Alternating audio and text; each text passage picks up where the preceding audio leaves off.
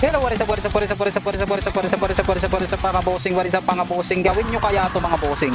Sa daily mission, gawin nyo kaya to. Para ito bossing oh. Para ma-maximize nyo ang isang map.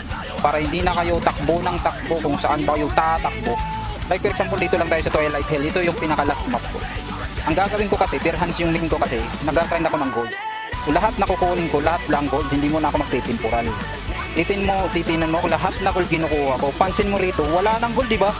Try nyo kaya ito, bossing. Refresh nyo. Ayan, oh, gold uli, oh. O, di ba? Oh, di ba? Oh, yan, oh. Yan, oh, gold, oh. Oh, ito pa, gold, oh. Oh, ilan na, dalawang gold na lang. Kailangan.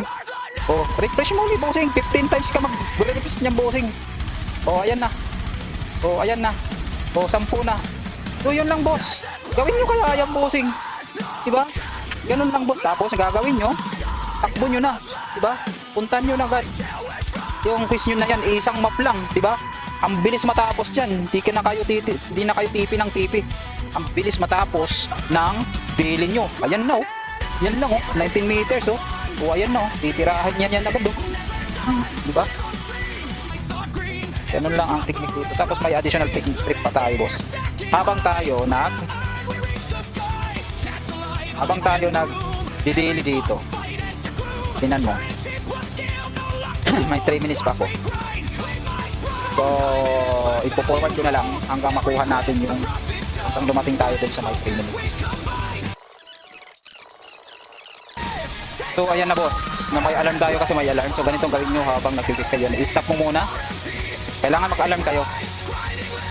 Tama na. Stop muna, stop. Tapos, switch character kayo. Ayan. So, nagkipis ako, pumapatay ko ng unique boss.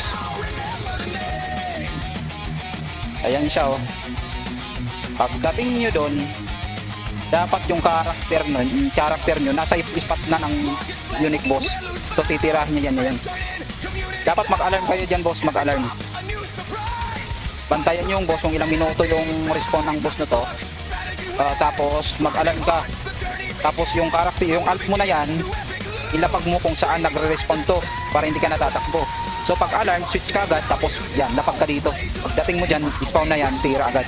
So para makuha mo agad itong mga unique, 10 na na to. Kasi every alt, kinukuha ko to. So bali may 5 alt ako, bali kakatayin ko kada isa niyan, 10, bali ilan yan? 10, 20, 30, 40, 50 times papatay ako ng unique boss. Kaya kailangan natin mag-alarm. Habang yung isang karakter mo nagdi-delay, naka-alarm pa. Ganyan nun. Alarm. Pag-alarm, switch ka agad. Tapos punta ka dito sa itong karakter na kung saan yung karakter mo. Ilapag mo dyan. Lahat ng karakter mo, tapos na mag-delay. Tapos na ito mag-delay. Tapos na yan mag-delay.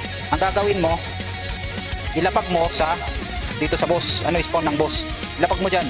Tapos switch ka ngayon, babalik ka sa kung asan yung karakter na ginagrind ko. So, andito na ako ngayon eh. Last character na yung, last alt na yung dinidilis ko.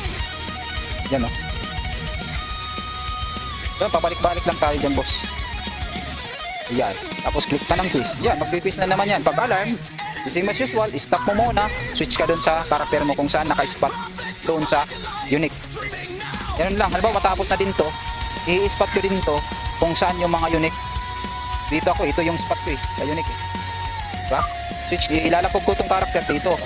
So, halimbawa, pupunta na ako ngayon sa main character na i-grind ko. Pag mag-alarm, switch agad. Isi-switch ko kung saan yung gusto kong i-grind dito. So, yun lang, boss. Additional lang para sa D-list. Salamat po. Thank you for watching. Kung gusto nyo ang mga ganitong simpleng tips and tricks, pa-subscribe naman sa channel para mayroon pa tayo para makaabang ka sa mga panibagong tips and tricks, lalo na sa mga bigasan tricks, bossing. Salamat. Ginilas out. Bye bye.